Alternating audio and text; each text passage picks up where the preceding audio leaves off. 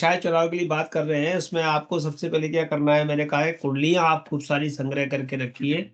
और जब भी हम किसी नियम पे बात करें, किसी रूल्स को लगाने की कोशिश करें, तो आप देख सकें कि क्या यह चीज यहाँ पर लग पाएगी। जहाँ तक कि आजीविका या व्यवसाय को निर्धारण करते समय सबसे पहले हमें ग्रहों की बल और प्रकृति का विचार करना चाहिए। इसका करना चाहिए।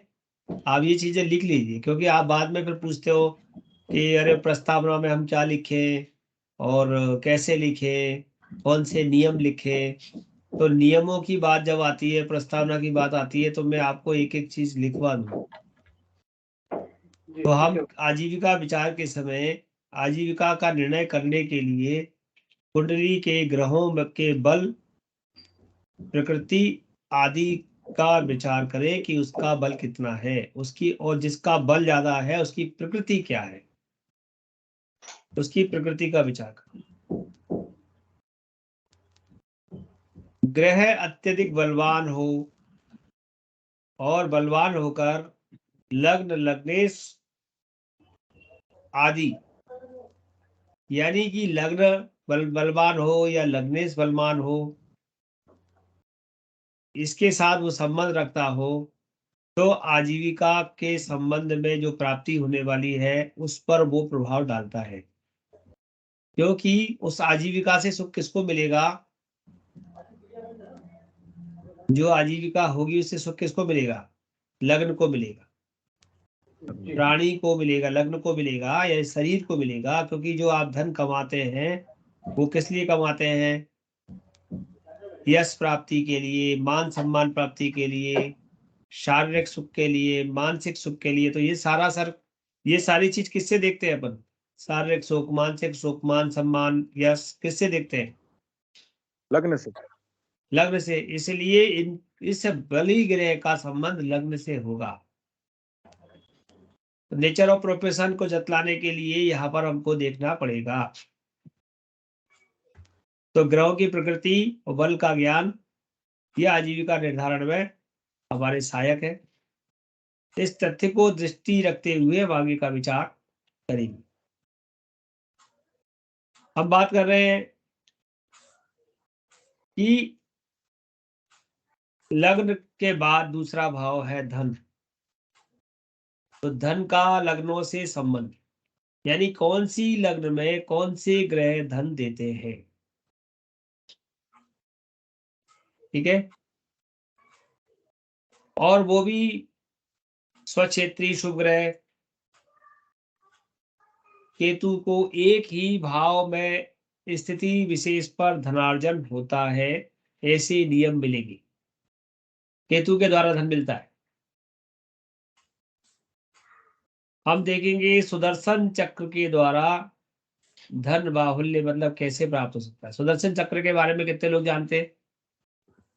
जी गुरुजी। हाथ ऊपर करें। हाँ, नीना जी जानते हैं, केवल नीना जी जानते हैं। और अभी किसी ने बोला था जी गुरु जी। नहीं, मैं भी जानता। 2 लोग जानते हैं, बाकी लोग सुदर्शन चक्र नहीं जानते क्या? जी जानते हैं गुरु जी। जानते हैं तो हाथ ऊपर कर दो ना। देखो 2 लोगों ने हाथ ऊपर कर दिया। अंकित जी जानते हैं, जयलक्ष्मी जी नहीं जानती, सरिता जी नहीं जानती, धर्मेंद्र जी जानते। तो मैं देखी हूँ गुरु जी, प्रयोग नहीं सीखी हूँ, उसका प्रयोग नहीं सीखी हूँ। सुदर्शन चक्र के बारे में मालूम है क्या? देखी हूँ, प्रयोग नहीं सीखी हूँ। कौन सा वाला सुदर्शन चक्र सीखा है? गोचर वाला?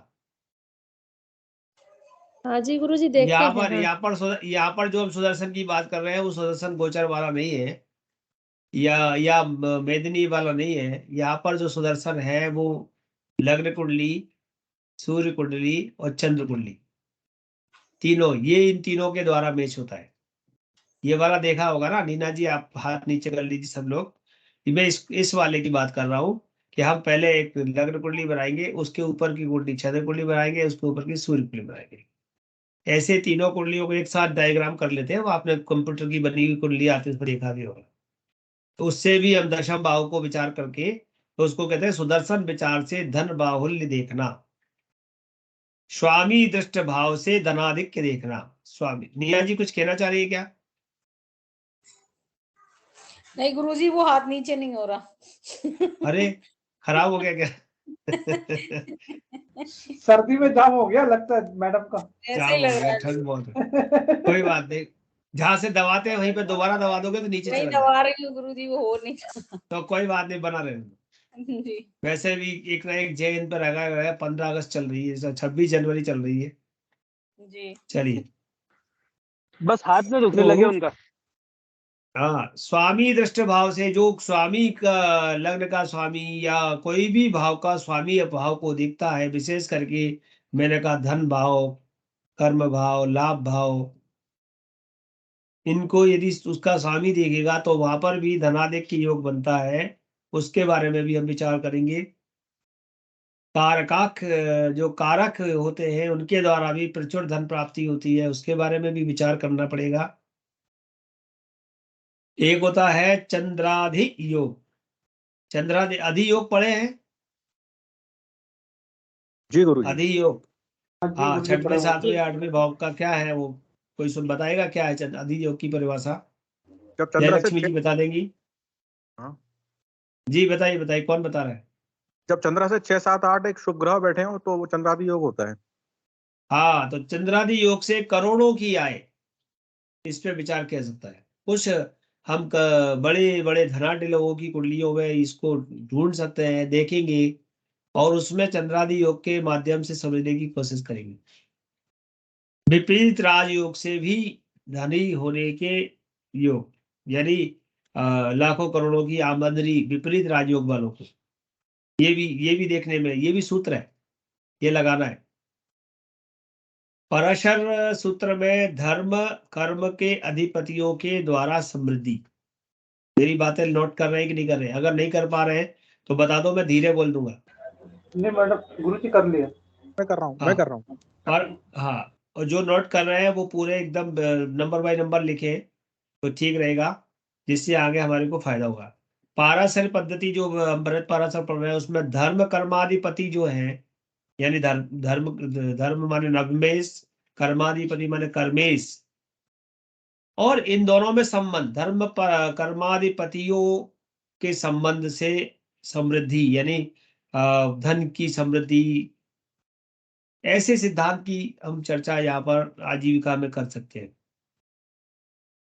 व्यवसाय से धन लाभ या नौकरी से धन लाभ, सरकार से धन लाभ, या हम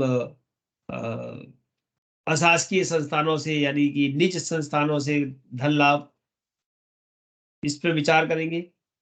धन कितना और कब, यानी कौन सी दशा मुक्ति में हमको धन की अधिकता प्राप्त हो सकती है, जातक को, इसके बारे में भी हम विचार कर सकते हैं।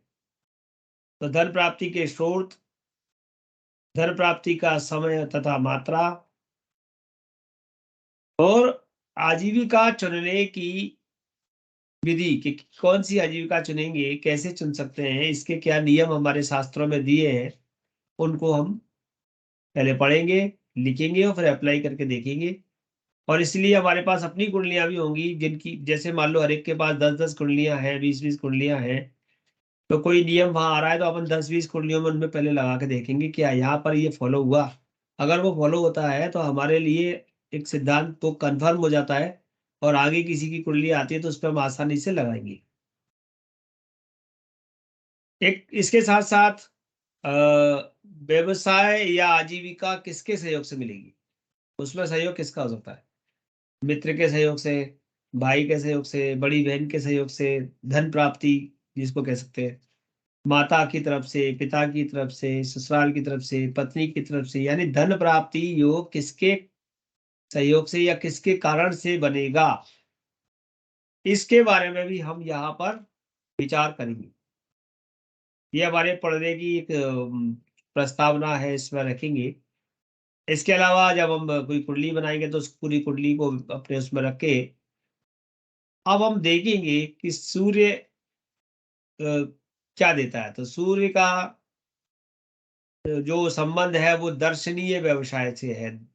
दर्शनीय कहने का मतलब जो दार्शनिक होते हैं, या कहो कि चमकदार, लोगों में आपकी एक अच्छी राजाओं जैसे, मतलब आपकी राजाओं जैसी आपकी आभा मंडल को दिखाने वाला, ये सूर्य का व्यवसाय है। चाहे वो डॉक्टर हो, चाहे वो अधिकारी हो, चाहे चाहे वो खुद का व्यापार करने वाला व्यक्ति हो, लेकिन उसका आभा मंडल दर्शनीय होगा। समझ गए? सूर्य का जिसका व्यवसाय होगा, जो मतलब जिसकी कुंडली में सूर्य प्रधान है, लग्न लगने से उसका संबंध है, उसका आभा मंडल दर्शनीय होगा। वो कोई मंडलाधीश भी हो सकता है, वो कोई शंकराचार्य भी हो सकता है, जरूरी नहीं है कि वो किसी सर उसका अधिकारी ही हो, IAS IPS या राष्ट्रपति प्रधानमंत्री हो, जरूरी नहीं है। वो कहीं का मठाधीश भी हो सकता है, दर्शनीय। समझ गए? चंद्रमा, चंद्रमा का संबंध जलीय व्यवसायों का द्योतक होगा, कहीं ना कहीं उसका संबंध जल से होगा। अब जल को लोगे तो जल की परिभाषा को, जैसे दर्शनीय को मैंने समझाने की कोशिश की, ऐसे आप जल को समझो कि जल कहाँ कहाँ समझा सकता है। जल का मतलब मन है, स्वभाव है, मनोभाव है, भावनाएं हैं, ये सब जल से जुड़ी हुई चीजें है ना। मिलनसार है, पानी में पानी से कहते हैं पानी रे पानी तेरा रंग कैसा जिसमें मिला, तो ऐसा मिलनसार व्यक्ति, यानी जलीय संबंध का मतलब ये मतलब नहीं है कि जल ही है, मिलनसार प्रकृति वाले व्यवसाय भी उसके हो सकते हैं। ठीक है। मंगल, मंगल के व्यवसाय या जॉब कौन से होंगे? अग्निमय। अब अग्निमय को आप कोई परिभाषित करेगा, अग्निमय को कैसे परिभाषित कर सकते हो? अंकित जी बताओ, अग्निमय का मतलब क्या होगा? कहाँ तक ले जा सकते हो अग्निमय को? तेज युक्त गुरुजी, कोई भी काम जिसमें तेज की जरूरत हो या बिल्कुल। एनर्जी की जरूरत हो, स्पोर्ट्स हो गया, आर्मी हो गया, या खाना बनाना हो गया। बिल्कुल ठीक है। जिन कामों में ऊर्जा लग रही है, जिनमें अग्नि का प्रयोग ज्यादा हो रहा है, हमारे चाहे वो शारीरिक अग्नि हो, चाहे मानसिक अग्नि हो, लेकिन जहां ज्यादा ऊर्जा का प्रयोग हो रहा है, और विशेष करके आपने कहा खेल कूद है, और ये हलवाई से जुड़ा काम भी है, मतलब यहाँ तक कि आप ये कह सकते हैं मार्केटिंग है, मार्केटिंग में भी बहुत ऊर्जा लगती है, जाना आना पड़ता है। तो जितने भी काम में ऊर्जा लगती है वो सब काम अग्निमय, माने आपके शरीर, क्योंकि हमारे शरीर में 5 तत्व हैं, अग्नि, पृथ्वी, वायु, जल, आकाश। तो जो सूर्य का जो था, वो सूर्य की अग्नि, दर्शनीय अग्नि, वो अलग प्रकार की है। यहाँ पर जो अग्नि है वो आंतरिक आपकी दूसरी ऊर्जा है, जिसमें आप बहुत मेहनत करते हैं, फौज में, सेना में, नेवी में, आर्मी में, यहाँ तक कि अब उसके ग्रह की बल के ऊपर हम विचार करेंगे तब देखेंगे कि वो किसी घर का गार्ड होगा, या बैंक का गार्ड होगा, या किसी प्रधानमंत्री का गार्ड होगा, ये ऊपर, क्योंकि गार्ड होना भी वहां पर मंगल, क्योंकि उसमें ऊर्जा लगती है, वहां भी लगती है। ये विषय अपन आगे बढ़ेंगे। अ, बुद्ध का जो प्रभाव है, बुद्धिजीवी, बुद्ध जो जो भी व्यवसाय देगा, जो भी आजीविका देगा, वो बुद्धिजीवी। अब बुद्धिजीवी को आप बहुत तरीके से डिफाइन कर सकते हैं। वो कवि भी हो सकता है, लेखक भी हो सकता है, प्रोफेसर भी हो सकता है, वो गणित का व्यक्ति भी हो सकता है, जो टेक्निकल व्यक्ति भी हो सकता है, वो हर काम में चतुर हो सकता है, ये कह सकते हैं बुद्धिजीवी। बृहस्पति, न्याय प्रक्रिया, न्याय संबंध, न्यायिक, तर्क शास्त्री, न्यायक, न्याय न्याय संबंध मतलब एक तरह से काउंसलर भी हो सकता है, वो आयुक्त भी हो सकता है, जज भी हो सकता है, वकील भी हो सकता है, यानी न्याय से जुड़े हुए क्षेत्रों से। और यहाँ तक कि वो पंडित जी भी हो सकता है। पंडित जी भी वकालत करते हैं कि नहीं करते? करते हैं कि नहीं? जी जी। जी गुरुजी। भाई दो लोगों की शादी करते हैं तो एक पंडित जी उधर से पैरवी करते हैं, एक उधर से करते हैं, तो वो भी, वहां पर भी न्याय है।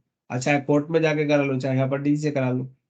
तो और वो जो उपदेश देते हैं, या जो आपको काउंसलिंग करते हैं, न्याय संबंधी बात बताते हैं कि भाई ये करो, ये मत करो, तो ये एक तरह से और भगवान से आपकी वकालत करते हैं, यजमान की वकालत भगवान से करते हैं कि भाई ये मेरे यजमान का भला करना है।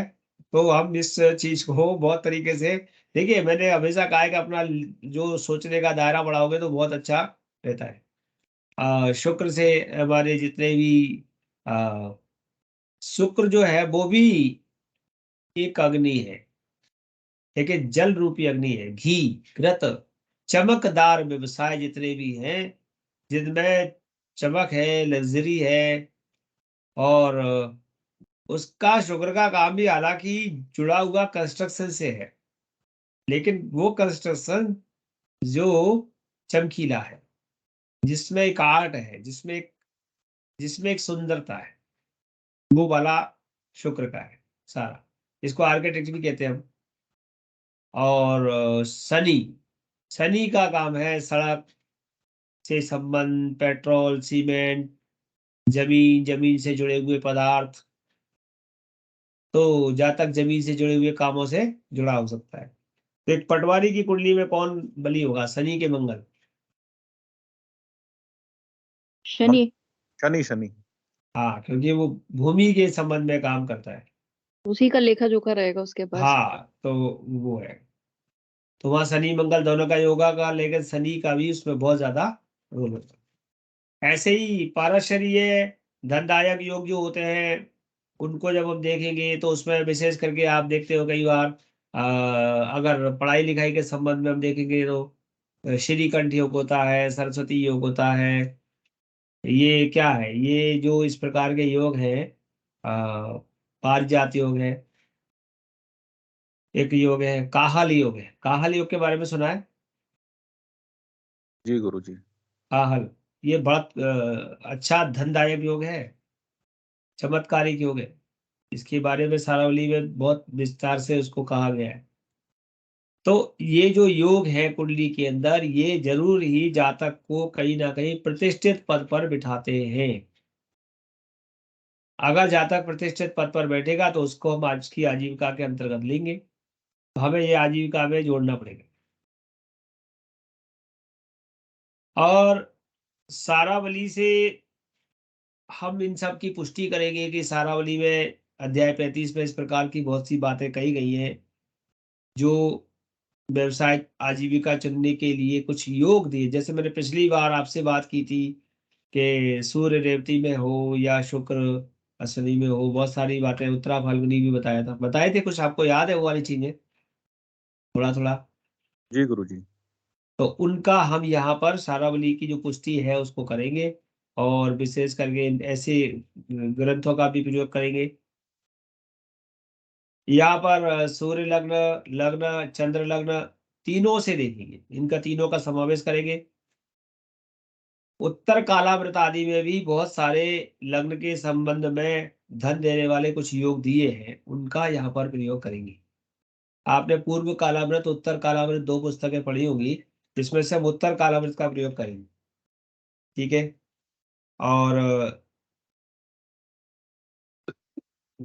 तुनफा अनफा, ये छोटे छोटे योग है, कभी कभी ये भी छोटे छोटे प्रयोग देखने में आ जाते हैं, लेकिन इनका विशेष महत्व तो नहीं है। धन को बताने वाले ग्रहों की बात करनी पड़ेगी। एक बहुत विशिष्ट बात आएगी, किसकी आप में से कुंभ लग्न है? कोई मेरी कुंभ लग्न गुरुजी। वाले हैं?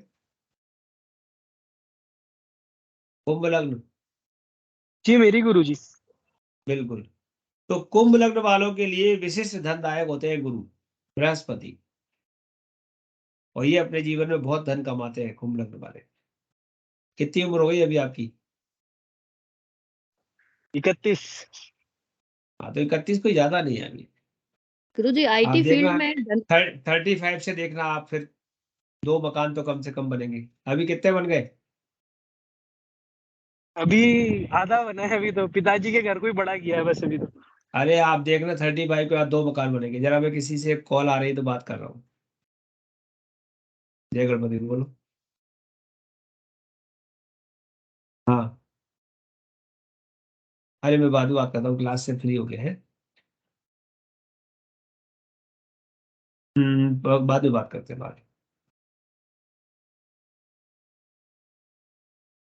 तो बृहस्पति, ऐसा कहा गया है कि कुंभ लग्न में धन देने वाला जो है बृहस्पति जो है वो धनदायक योग बनाता है।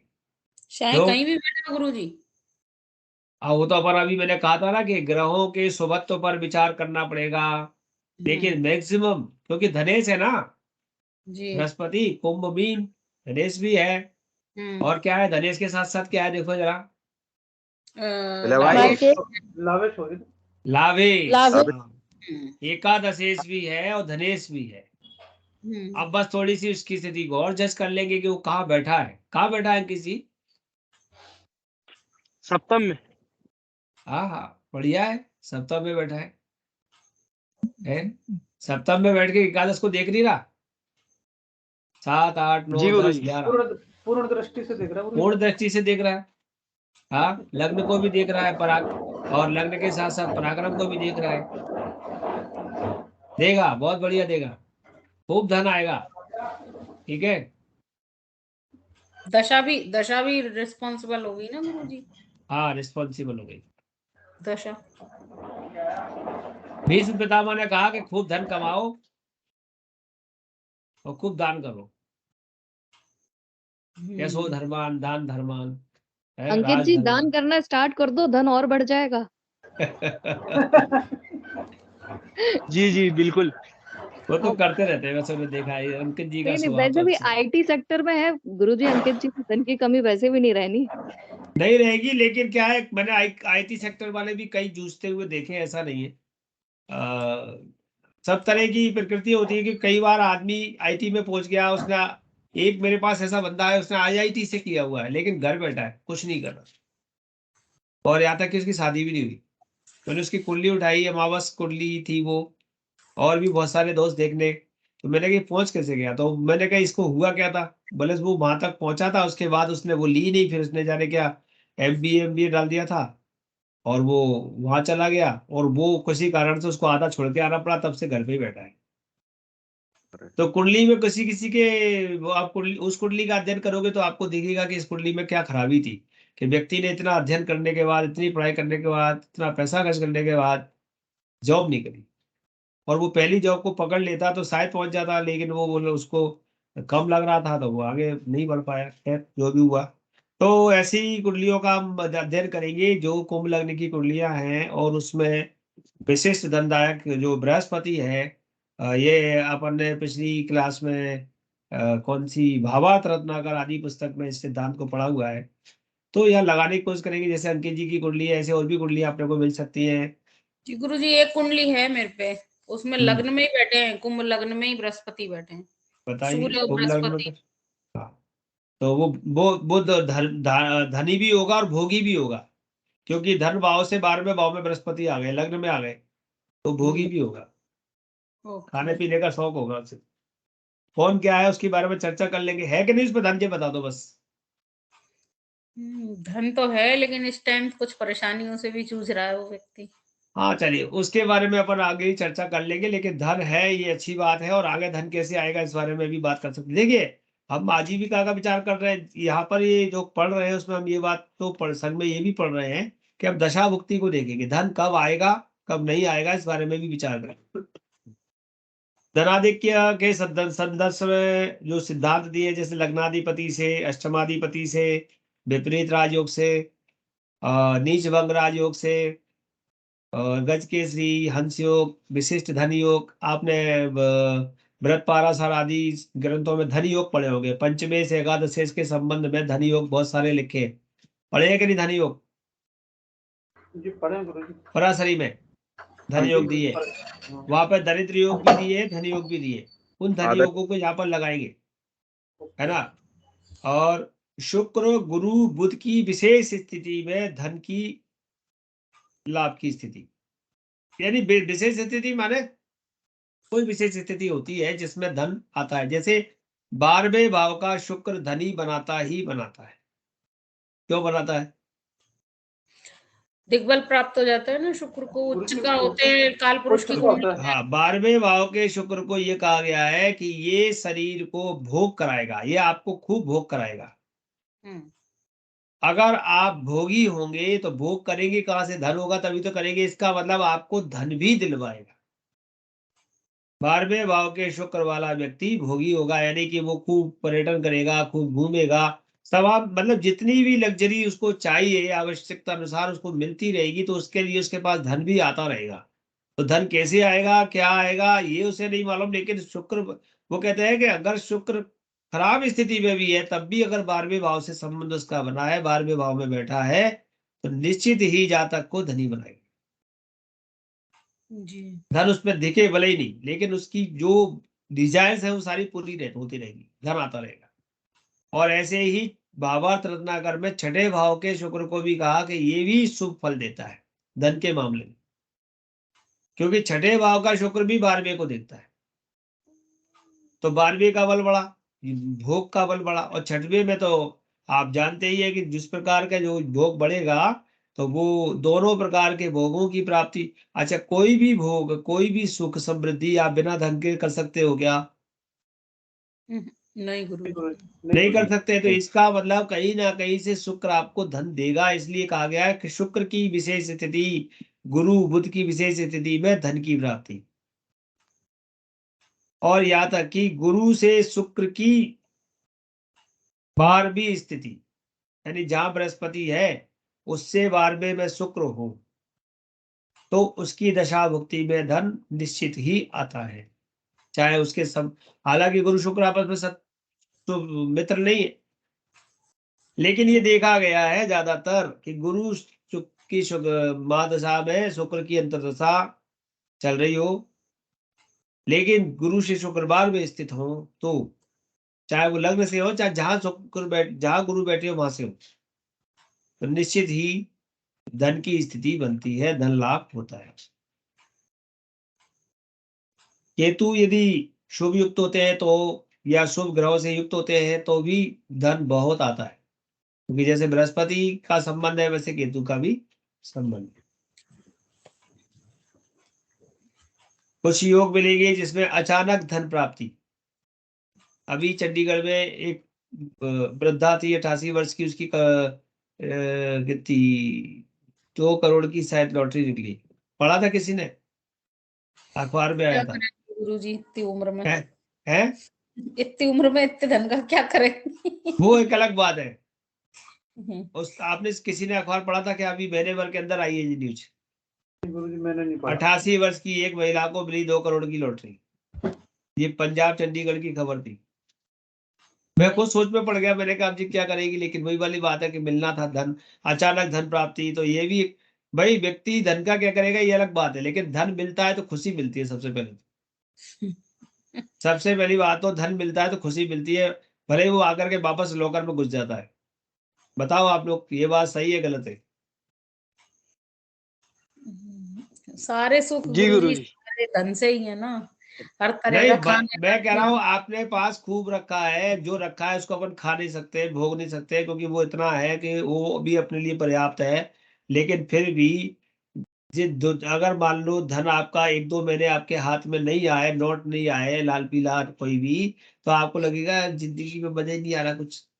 और जैसे ही अचानक कोई आए आपको एक लाल नोट दे जाए, लाल नोट 2000 का होता है, 200 वाला मत समझिए, और जी वो गुरु दे जी। जाए, क्योंकि अब तो मिलते ही नहीं है, तो अब दिखते नहीं है वो, तो आपको एकदम खुशी मिलती है कि नहीं मिलती भैया? तो जी ऐसे गुरु ही जी। है कि धन जो अचानक धन प्राप्ति हो, किसी की लॉटरी निकल आए, चाहे 150 की निकल आए, तो खुश हो जाता है, अरे वाह आज तो लॉटरी लग गई। तो ये एक खुशी देने वाली चीज है। कर्म भाव का व्यवसाय से संबंध, कुछ विशिष्ट कुंडलियों पर इसको अपन लगा करके देखेंगे। और अचानक धन प्राप्ति में गड़े धन की बात भी आती है, लेकिन आजकल के संदर्भ में हम गड़े धन की बात ना करके हम उसको सट्टे, लॉटरी या MCX या शेयर आदि के माध्यम से धन प्राप्ति की बात कर सकते हैं।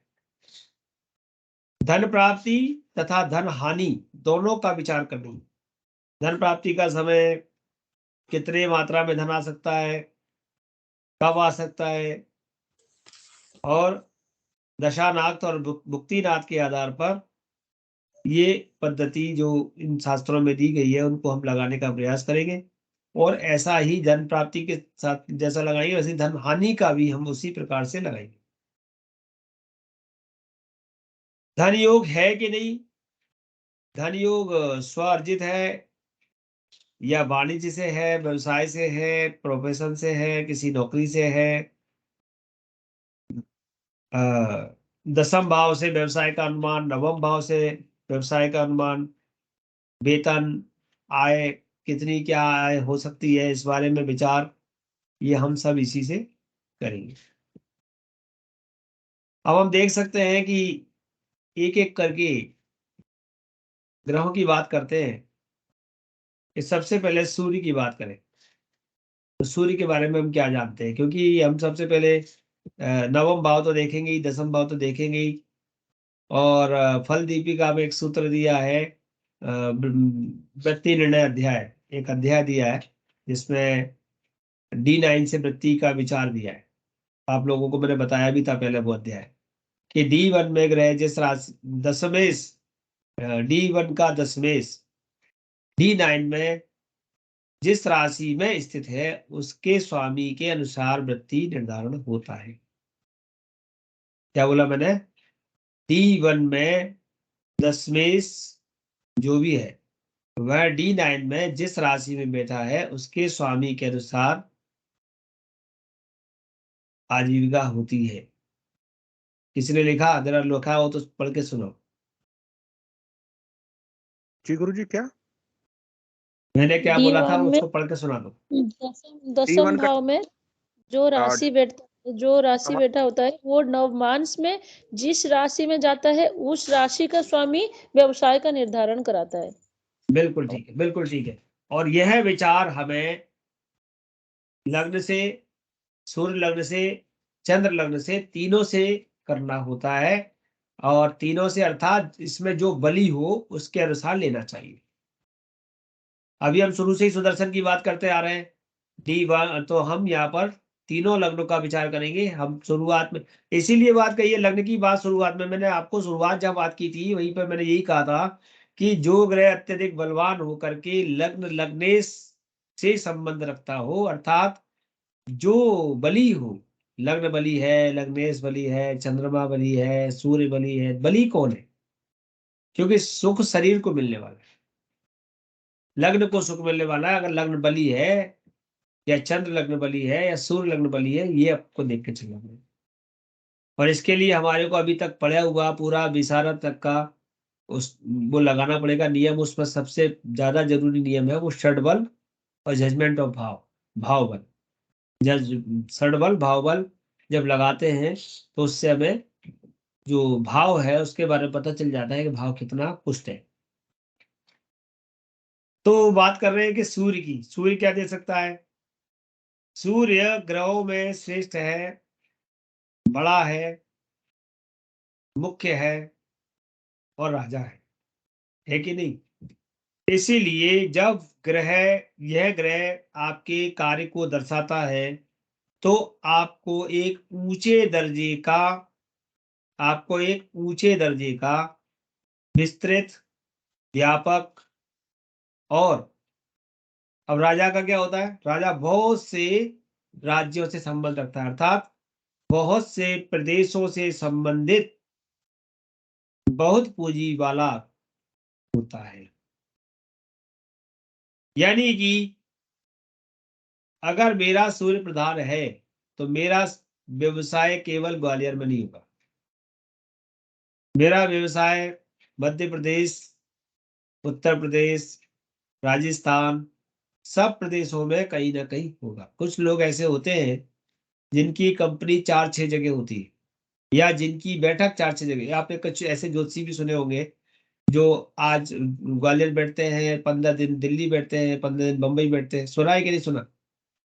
जी गुरुजी बिल्कुल। तो छोटा उदाहरण दे रहा हूं कि उन्होंने 4 जगह फैला रखा है। इसका मतलब उनका कहीं ना कहीं सूर्य प्रधान है, सूर्य का उनकी कुंडली में संबंध है। ऐसा व्यक्ति मैंने शुरू में बता दिया, दर्शनीय, मुख्य, श्रेष्ठ, राजा और ऊंचे दर्जे के काम। मतलब ऐसा व्यक्ति दिखने में एकदम ऊंचे दर्जे का होगा। चाहे वो काम क्या है क्या नहीं है एक अलग बात है, विस्तृत और व्यापक, उसका काम फैला बहुत होगा। ये सूर्य की स्थिति पर निर्भर करता है कि उसके फैलने के बाद वो किस दर्जे पर है, क्योंकि सूर्य भी शुभ पंचक में कितना बली है, ये बात हम देखेंगे। सूर्य का राज्य से संबंध है, इसलिए हम राज्यों को जोड़ रहे हैं। सूर्य स्वयं राजा है, राजपुरुष है, इसलिए जब सूर्य काम धंधे का निर्णायक हो तो उस काम धंधे का संबंध राज्य से किसी ना किसी प्रकार होता ही होता है। समझ गए? तो राज्य से होता है तो मतलब राज्य में भी अधिकारी हो सकता है, इसका मतलब वो शासन में हो सकता है। सूर्य बलवान हो तो राज्य शासन द्वारा धन प्राप्त होता है। अब राज्य शासन द्वारा धन प्राप्ति में एक बात आ सकती है कि एक तो वो राजा मतलब गवर्नमेंट में जॉब में हो सकता है, कई बार वो गवर्नमेंट जॉब में नहीं होगा, लेकिन गवर्नमेंट के कोई प्रोजेक्ट करता होगा, एनजीओ के माध्यम से काम करता होगा, गवर्नमेंट के टेंडर निकलते हैं, कॉन्ट्रैक्टर। हाँ कॉन्ट्रैक्टर होगा, तो उन टेंडरों को लेकर के, क्योंकि पैसा तो गवर्नमेंट ही दे रही है ना उसको, यानी गवर्नमेंट जो कोई पैसा समाज में वितरण करने के लिए कुछ योजना देती है, उस योजना का वो मुखिया हो सकता है। ठीक है, तो कई लोग होते हैं, ये 20 सूत्रीय कार्यक्रम के अध्यक्ष हो गए, ये इसके जीडीए के अध्यक्ष हो गए, इसके अध्यक्ष हो गए, तो क्या सरकार का पैसा है वो गवर्नमेंट की तरफ से कोई वैसी नियुक्ति नहीं उनकी, लेकिन कहीं ना कहीं उनकी कुंडली में सूर्य बली है, इसलिए वो राजकीय सुख से राजा से धन प्राप्त कर रहे हैं। तो सूर्य बलवान होगा तो शासन के माध्यम से धन देगा, मध्यम बली होगा तो राज्य अधिकारी बना देगा, यदि साधारण रूप से बलवान हो तो मनुष्य को साधारण राज्य कर्मचारी बना देगा। यानी कि अगर आप 3rd ग्रेड 4th ग्रेड का कर्मचारी भी देख रहे हैं तो कहीं ना कहीं सूर्य बलवान तो है, लेकिन वो सामान्य बली है, जो मैं अभी शुभ पंचक की बात कर रहा हूं।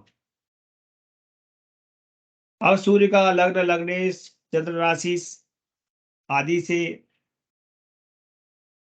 और ग्रहों की अपेक्षा अधिक संबंध हो, यानी और ग्रह लग्न लग्नेश चंद्र राशि से संबंध उतना नहीं बना रहे हो जितना सूर्य बना रहा हो, युति के द्वारा, दृष्टि के द्वारा लग्न आदि पर प्रभाव डाल रहा हो, तो यह बात सिद्ध होती है जो अभी तक हमने बात करी। ठीक है, सूर्य का संबंध वहां होना चाहिए। द्वितीयेश, पंचमेश, नवमेश, दशमेश, एकादशेश होकर यदि बलवान हो रहा है तो मनुष्य को दूसरों पर शासन करने वाला बनाता है। गुरुजी फिर से बोल दीजिए जरा। गुरुजी ये लाइन फिर से बोल दो। द्वितीयेश, पंचमेश, नवमेश, दशमेश, एकादशेश होकर बलवान हो तो मनुष्य को दूसरों पर शासन कराने वाला होता है। यानी वो किसी कंपनी का, अपनी संस्था का ओनर हो सकता है, छोटी बात करें तो राजा हो सकता है, गवर्नर हो सकता है, मंत्री हो सकता है, प्रेसिडेंट हो सकता है, नवाब हो सकता है, उच्च पदवी वाला व्यक्ति हो सकता है। तो किसकी कुंडली में सूर्य द्वितीयेश, पंचमेश, नवमेश, दशमेश, एकादशेश होकर बैठा है? लग्नेश नहीं चलेगा गुरुजी? हाँ लग्नेश भी चलेगा, लग्नेश की तो बात शुरू में हो गई। अगर सूर्य का लग्न से संबंध है, लेकिन वो सूर्य बैठा कहाँ है ये बताओ? लग्नेश होकर पंचम में बैठा है। अरे तो हाँ बढ़िया है ना, पंचम में आ गया, वो बनाएगा। मतलब आप अगर आपकी कुंडली में मान लो तो लोग आपकी बात को सुनेंगे, आप मतलब कहते हैं दूसरों पर शासन करने वाला, तो आप जैसे घर में कहेंगे सुनो ये कर लेना, तो कहेंगे हाँ हाँ बिल्कुल कर लेंगे। आपकी कुंडली में है क्या? नहीं मेरी नहीं, किसी की और की। अच्छा, आप अपनी को ही लगा दी। चलिए, किसकी कुंडली में है? अपनी कुंडली देखो सब लोग। गुरुजी एकादशेश होके द्वितीयेश में बैठा हुआ। एकादशेश है, ठीक है, एकादशेश है, बहुत बढ़िया। और द्वितीय द्वितीय भाव में में बैठा है, द्वितीय भाव में बैठा है। तो लाभ भाव धन भाव का संबंध बन गया बहुत अच्छा बिल्कुल है। लाभ और धन का संबंध बन गया। और दूसरी बात, सूर्य एकादशीस हो गया तो आप भी लोगों को कमांड करते होंगे, या ऐसा पद धीरे धीरे आपको मिलता जाएगा कि लोग आपके ये देखिए, ये बात तो निश्चित है कि हर आदमी किसी ना किसी के शासन में रहता है, लेकिन कुछ लोगों को तो कहीं भी कुछ भी शासन करने को नहीं मिलता। तो ऐसे जब आपकी कुंडली ऐसी है तो आपको शासन करने को मिलेगा। जैसे आपने अपना खुद का संस्थान खोला हुआ है तो आप 4 लोगों को अपने अंडर में रखते होंगे, 4 लोग आपकी बात मानते होंगे, समाज में कहीं जाते होंगे तो वहां भी आपको ऊपर के भाई ठीक है आप संभाल लीजिए ये काम, इस प्रकार की पदवी मिलती होगी। ठीक है। और कोई की कुंडली है जिसमें सूर्य, अपने लोगों में से योग्यता आपका सूर्य का है, एकादश शेष है योगिता। योग्यता का तुला लग्न की है गुरुजी, किसकी? एक योगिता की। हाँ तो एकादशेष है। 5 योगिता का है। योग्यता दिख तो रही है कुंडली में पिता, एकादशेष है गुरुजी और एकादश भाव में ही बैठा है। तभी तुमने उन पर शासन कर रखा हुआ है जो यहाँ आए थे दुबे जी। गुरुजी शासन चलिए। कर रखा है, यहाँ देखिए हाल। नहीं नहीं, वो और भी ग्रह होंगे जो किसी कारण आपके हाल बिगाड़ रहे हैं, लेकिन फिर भी आपका शासन तो चलता है, लोग आपकी बात मानते हैं। और कौन है? मेरे बेटे का है गुरुजी। अच्छा, बहुत बढ़िया। कौन से भाव का है? दशम का, दशमेश है और सप्तम में बैठा है। हाँ 10 में। गुरुजी बहुत मेरा बढ़िया। सबसे खराब है, अष्टमेश होके 9th में बैठा है। अरे अष्टमेश होकर के 9th में बैठा तो अच्छा हो गया, अभी हम बात करेंगे उसकी आगे। कराता है ना मेरे से सारी।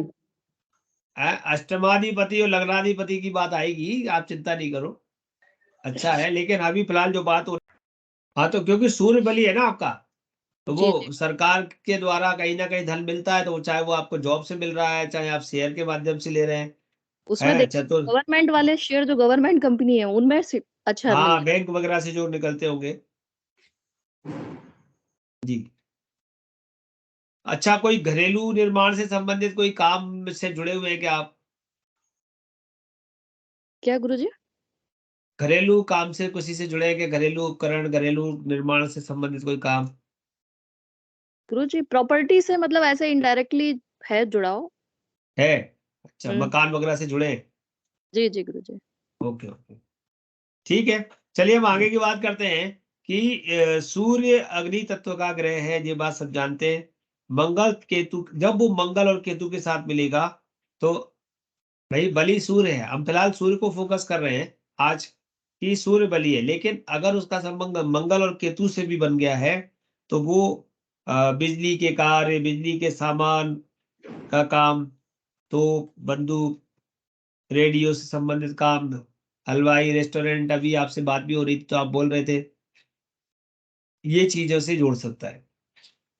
पिता का कारक है, नवम भाव पिता का है, पंचम भाव नवम से नवम भी पिता का है, तो पिता के व्यवसाय से भी जोड़ सकता है, यानी जो पिता करते रहे होंगे उस व्यवसाय से भी जोड़ सकता है। नवमेश तथा पंचमेश इन भावों में संबंध होगा तो नवमेश पंचमेश के संबंध होने पर वो पिता के साथ या पिता के कारोबार को करता है, और ज्यादातर उसी पर निर्भर करता था, मतलब अपना स्वतंत्र से अलग से कुछ नहीं खुलता। अगर पंचमेश नवमेश के संबंध में सूर्य का संबंध बनता हो तो वो जो पिता ने कोई वृत्ति जमाई है उसी को आगे बढ़ाता है। एक बात में यहाँ पर हमने पिछली क्लासों में पढ़ा हुआ है कि सूर्य मेडिसिन का सूर्य का संबंध है कि नहीं है? जी गुरुजी। है ना? तो सूर्य वैद्यक से संबंध बनाता है, जेमिनी में भी बहुत अच्छे से पढ़ाया गया था, यहाँ भी बात करेंगे। तो जो वैद्य अगर कोई बन रहा है, यानी चिकित्सक बन रहा है, डॉक्टर बन रहा है, तो कहीं ना कहीं सूर्य को शनि और राहु से रिलेशन बना होगा, क्योंकि विष का संबंध राहु का है, जानते हैं? जी विष का संबंध राहु का है और कष्टों का संबंध शनि का है। ठीक है, तो शनि और राहु जब सूर्य से संबंध बनाएंगे तो जातक जो है चिकित्सा के संदर्भ में भी अपनी वृत्ति कर सकता है, या ऐसे क्षेत्रों से जुड़ा हो सकता है जो चिकित्सीय कार्यों के लिए उनका संबंध हो। अब गुरुजी बात करें किसी की तो अरे मैं तो भैया एक छोटी सी नौकरी करता हूँ। तो मैंने कहा कहाँ करते हो? साहब मैं एक पैथोलॉजी में बैठता हूँ। तो हमने कहा जुड़े तो तुम दवाई से ही हो। एक लड़की आई, वो बोली मेरे को तो 7,000 मिलते हैं। मैंने कहा यार तुम्हारा तो कुछ डॉक्टरी वक्टरी में होना चाहिए था, तुम हो कहाँ? तो बोले साहब डॉक्टर साहब क्या नंबर लगाती हूँ। अब बताइए कितनी दूर की बात को कितने नजदीक से समझने वाली बात है कि वो आप लोग सोचिए कि ऐसा भी हो सकता है ना कि नहीं हो सकता। एक डॉक्टर को कितने लोगों की जरूरत पड़ती है? भाई पैसा तो उसको वहां के डॉक्टर की आय में से ही मिल रहा है ना भाई। डॉक्टर के पास जो डॉक्टरी की आय हो रही है उसमें से ही तो वो दे रहे। काम उसका भले ही कुछ हो, गुरुजी लेकिन मेरे उसका ग्रह उतना बली नहीं था या उसकी कुंडली में उतना बड़ा राजयोग नहीं था, धन योग नहीं था, तो वो उतने बड़े पद पर नहीं है। 8-10 हजार 7,000 की नौकरी पर है, 10,000 की नौकरी पर है, लेकिन जुड़ी वो मेडिसिन से, मेडिकल से है। जैसे ये हमारे कुणाल जी MR है, तो दवाई के काम से उनको कहीं ना कहीं लाभ होता है। हाँ क्या कह रहे हो कुणाल, बोलो। अरे गुरुजी ये कॉम्बिनेशन मेरे ही चार्ट में है, सन सैटर्न कॉम्बिनेशन। हाँ तो सन सैटर्न कॉम्बिनेशन है तो आप दवाइयों से कमा रहे हो ना। भले ही और कम वो कमा रहे हो एक अलग बात है, वो धन योग अपन ढूंढेंगे कि आपकी कुंडली में धन योग कितने बली है। हाँ हाँ लेकिन आपको आप MR है ना कि नहीं है? हाँ, नहीं मैं मैनेजर हूँ, मेरे अंडर में बंदे हैं कुछ। देखिए सूर्य, अब कहीं ना कहीं सूर्य भी आपका बली है, तो इसका मतलब आपके अंडर में भी लोग हैं। और शनि का संबंध है, इसका मतलब दवाओं से संबंध है। तो दोनों चीज जुड़ गई ऑटोमेटिक। अब हम नहीं नहीं नहीं आप तो बताओ कि वो हमारे घर अधिकारी, तो हर किसी को अपन अधिकारी नहीं कह सकते, उसको ऐसे जोड़ना पड़ेगा और उसकी मनोवृत्ति को समझना पड़ेगा कि तुम क्या क्या कर सकते हो, क्या क्या करते हो, कहाँ कहाँ जुड़े हो, फिर उनका कॉम्बिनेशन। हाँ अंकित बोलो, कुछ कह रहे हैं आप। मैं कह रही थी गुरुजी, अरे हाँ बोल लीजिए आप। हमारे घर में कुंडली है, मतलब मेरी बहू की है, उसके मकर मकर राशि के अंदर राहु और सन बैठा हुआ है दोनों। डॉक्टर है क्या वो? हाँ पूरी फुल फ्लैश डॉक्टर है। देखिए, देख लिए आप लोगों के सामने ये आ गई बात। और देखिए यही बात हो रही है कि हम कोई चीज पढ़ रहे हैं तो उसको हम एक दूसरे के साथ मिलाएं, मिक्स करें, और वो हमारे लिए आगे प्रमाणिक बनेगी कि कहीं ना कहीं संबंध सूर्य शनि का बनाए, सूर्य राहु का बनाए, तो चिकित्सा के क्षेत्र से जहां तक जुड़ा होगा। वंदना जी ने भी उसकी पुष्टि दे दी, कुणाल जी ने भी दे दी। अंकित जी क्या कह रहे हैं बताइए। गुरुजी अभी 3 पत्रिकाएं सुन ली मैंने। मेरे इसमें भी सूर्य शनि एक साथ है, शुभानी जी में भी सूर्य शनि एक साथ है, कुणाल जी में भी सूर्य शनि एक साथ है। तो क्या ये ज्योतिष की तरह अवृत्त करता है कि सूर्य शनि एक साथ, या क्या करता है ये? क्या क्या पूछा? क्या बात कही है। अच्छा आपको एक बात बहुत जब आपने ये बात कही है तो मैं एक बहुत बड़ी बात बताता हूँ कि जो ज्योतिषी है, वो ज्योतिषी जो है वो एक डॉक्टर है। क्योंकि हमारा ज्योतिष का आयुर्वेद से बहुत बड़ा संबंध है। एक मेरा एक लेक्चर इस पे बनाने वाला हूँ, और मैंने अभी किसी को दिया भी है कि ज्योतिष और आयुर्वेद के संबंध में एक लेक्चर बनवाओ।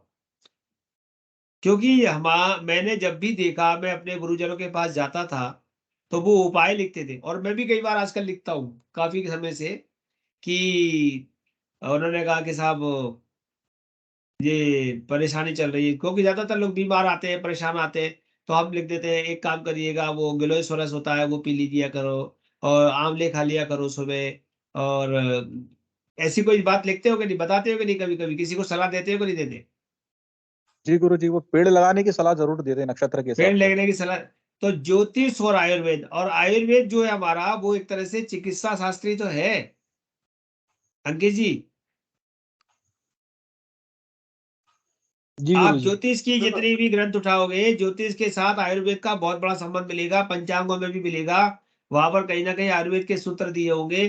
तो अगर आप ज्योतिषी को थोड़ा सा चिकित्सा की तरफ मुड़ के देखना चाहो, तो एक ज्योतिषी भी डॉक्टर होता है, और अच्छा ज्योतिषी भी वही होता है। केवल मंत्र बता देने से उसकी उतना ज्यादा लाभ नहीं होगा। जिसका स्वास्थ्य खराब है उसको मंत्र के साथ साथ आप उसे, तब कहा गया मंत्र मणि औषधि कहा गया है ना।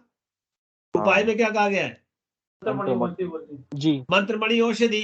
तो औषधि का मतलब क्या है कि आपने कोई वनस्पति बता दी, कोई आपने पेड़ पौधे बता दिए, आपने तुलसी का पत्ता खाने को बता दिया, हल्दी एंटीबायोटिक है वो बता दी, आपने औषधियों का सेवन बता दिया, औषधियों का स्नान बता दिया, तो ये आप सब चीज दवाओं के रूप में उसको बता रहे हो, तो आप एक तरह से डॉक्टर ही तो है। नीना जी कुछ कहना चाह रही है, बताइए। जी गुरुजी, अभी मेरे पास एक कुंडली आई थी, एक रिलेटिव में ही बच्ची है, वो नीट की तरफ अचानक 10th क्लास में, अभी वो नीट के एग्जाम की प्रिपरेशन करने लगी। तो उसकी कुंडली उन्होंने बोला कि आप देख के बताओ ये सही लाइन पकड़ रही है। तो उसकी में गुरुजी सूर्य और शनि एक साथ बैठे हैं 11वें भाव में।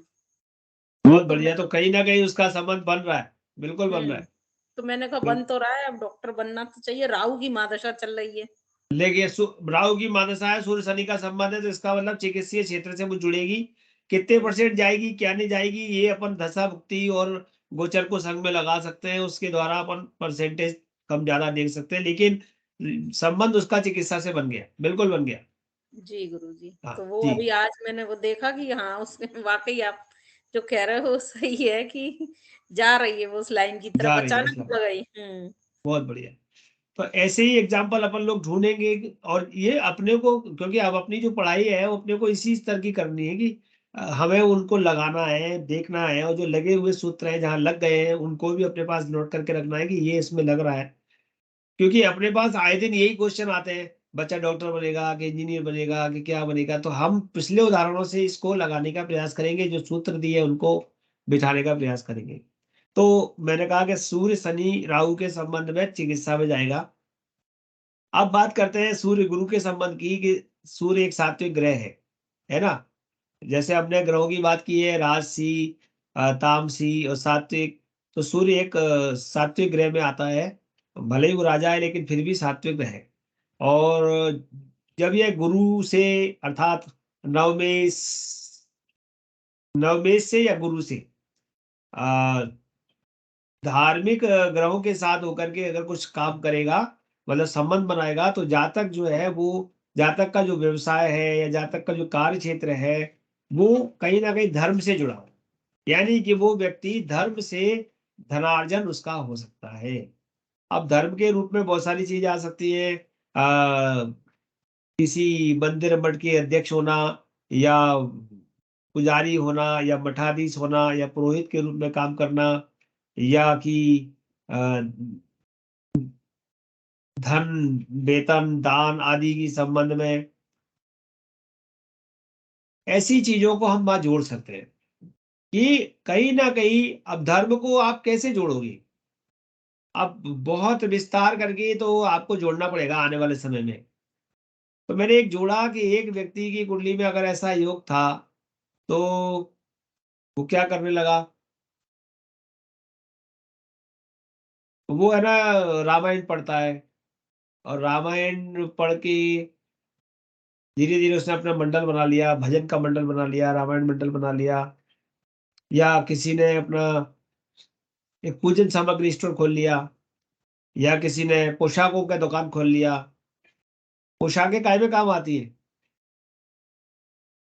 पूजा पाठ में धर्म से जुड़े हुए पूजा पाठ में। और तो गुरुजी ये मंदिरों के बाद प्रसाद के ठेले लगा लिए, फूलमाला, ये हाँ भी हाँ हाँ, मंदिर के बाहर प्रसाद का ठेला लगा ले, बिल्कुल ठीक है। यानी कि आप धर्म संस्थान से जुड़ करके व्यवसाय कर रहे होंगे। माला की दुकान भी हो सकती है, मतलब वो अपन और अंदर ढूंढेंगे कि कौन कौन से ग्रह उसके साथ, क्योंकि एक ग्रह तो किसी चीज का प्रॉपर वो द्योतक नहीं है, लेकिन अगर सूर्य गुरु मिले हैं या गुरु का संबंध बना है, तो धर्म का संबंध तो है, धर्म स्थान से जुड़ा है।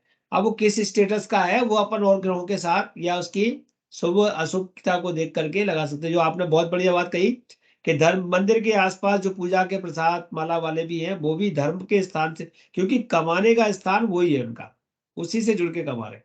तो केवल हम मंदिर पुजारी मठाधीश नहीं कह सकते, कहेंगे कि धर्म के मार्ग से, धर्म के स्थान से, धर्म से जुड़े हुए क्षेत्र से आपका धनार्जन हो रहा होगा। ठीक है, ऐसा कर सकते हैं कि नहीं? जी गुरु जी। हाँ कर सकते हैं बिल्कुल। हाँ। अब बात आती है कि द्वादश स्थान नवम से चतुर्थ है, तो ये भी धर्म मोक्ष का है, तो वहां पर भी हम इसको लगाएंगे। आगे के सर, अब सूर्य, सूर्य जो है जैसे दवाओं का कारक है, तो सूर्य को लकड़ियों का कारक भी कहा गया है, मालूम है? लकड़ी का जी। संबंध भी सूर्य से है। जी गुरुजी। तो हम ये भी कह सकते हैं कि जातक का संबंध अगर जैसे फॉरेस्ट विभाग से हो सकता है, वहां पर भी फॉरेस्ट में भी लकड़ियों का बड़ा वो रहता है। जातक का संबंध फर्नीचर के व्यवसाय से हो सकता है, यानी कि लकड़ी के सामग्री, लकड़ी के खिलौने पहले बहुत बेचते थे, श्योपुर में बेचते हैं, आपने देखा होगा सही बात है। हाँ, शिल्प अपने यहाँ तो बाजार शायद वो चीज कम है। शिल्प बाजार में आ गए गुरुजी, लकड़ी के खिलौने सारे के सारे। हाँ, शिल्प बिल्कुल बाजार सारे वही हो गए। बिल्कुल। तो लकड़ी के व्यवसाय से जुड़ा, जैसे आप बालाबाई के बाजार में जाओ तो वो पटे वटे बनाने का काम लकड़ी का, उसका बड़ा काम है, और वहां पे बहुत सारे बैठे हैं। तो ये कहीं ना कहीं आप देखोगे तो वो लकड़ी के व्यवसाय से जुड़ा है। और ये तो हम अलग बात कर रहे हैं, आजकल तो लकड़ी में बड़ा काम आ गया, वुडन फर्नीचर का काम है। अब उसमें भी कैडर अलग अलग है कि एक तो लकड़ी के काम का पूरा ठेका लेता है तो बहुत बड़ा फर्नीचर मेकर है, एक वो उसके साथ काम करता है, वो उसके साथ वो छोटा कारपेंटर काम करता है। तो लेकिन वो जुड़े सब लकड़ी के व्यवसाय हैं, तो कहीं ना कहीं उनके सूर्य के संबंध में, वो मैंने शुरुआत में कहा था कि सूर्य कितना बली है, सामान्य है, मध्यम है, उत्तम है, ये आपको देखना पड़ेगा। तो जातक लकड़ी से संबंधित काम करने वाला, इमारती लकड़ी बेचने वाला, टिम्बर वाला, फर्नीचर बेचने वाला, उस सजा फर्नीचर से संबंधित काम करने वाला, और यहाँ तक कि फर्नीचर डिजाइनर, घर में लगने वाले साज सज्जा में लकड़ियों के संबंध में काम करने वाला हो सकता है। ऐसे हमको सूर्य के जो कारकत्व हैं उनके साथ इनको जोड़ करके हम देखेंगे, तो उसको इन्हीं चीजों को गवर्नमेंट में भी लगाएंगे, इन्हीं चीजों को हम सरकारी में भी लगाएंगे। पहले, अब तो खैर बंद हो गई ये चीज। सरकारी एक वो होती थी, टाल होती थी, टाल सुनिए, लकड़ी की टाल। गुरुजी टाल होती जी थी गुरु। पहले। हाँ, ये ऐसी चीजें हम आपको रूल्स और नियम और बुक्स के वो बता देंगे सपोर्ट करने के लिए। लेकिन आप अपने स्तर पे पहले अपने स्तर पे सोच के उसकी प्रस्तावना बनाइए, और बीच बीच में हम देख लेंगे, अलका जी को दिखाते रहना, और मैं भी जब पड़ेगी तो मैं देख लूंगा। आज की क्लास को सर्वे बंद तो करते हैं, अगली क्लास में मिलेंगे शुक्रवार को 8 बजे। गुरुजी ये कब गुरुजी तक जैसे होगा गुरुजी? संतान के लिए गुरुजी मैंने आपको भेजा था वो पैटर्न बहुत बढ़िया कैसा? प्रोजेक्ट है, उसमें बहुत कुछ जोड़ना रह गया है, तो मैं आपको जुड़वा दूंगा। ओके, थैंक यू गुरुजी गुरुजी। कब तक भेजना है? जी, कब तक भेजना है? कब तक भेजना है नहीं, आप तैयार करो, बीच बीच में आपके प्रेजेंटेशन कभी भी हो सकते हैं। मैंने कहा था पहले जिला स्तर पे होगा, फिर राज्य स्तर पे होगा, फिर आपका राष्ट्रीय स्तर पे होगा। गुरुजी पहले तो क्लास स्तर पे होगा गुरुजी। जिला स्तर, हाँ वही क्लास क्लास स्तर माने जिला स्तर, अपने क्लास में होगा। पहले अपन अपनी इस क्लास में कर लेंगे, फिर बड़ी क्लास में कर लेंगे, और फिर अपने को लगता है कि प्रेजेंटेशन बहुत अच्छा होता जा रहा है, तो अपन वहां पर आईकास जो ऑल इंडिया है उस पर करवाएंगे, क्योंकि आईकास ऑल इंडिया फैकल्टी पर भी हमारे लेक्चर होते हैं बड़े स्तर पे, जो आपने देखा होगा ऑनलाइन यूट्यूब वाले, वहां पहुंचा देंगे। लेकिन पहले अपन संतुष्ट होंगे तब, ठीक है। तो आज के लिए सर्वे तो करते हैं। सर्वे भवन्तु सुखिनः, सर्वे सन्तु निरामयाः, सर्वे भद्राणि पश्यन्तु।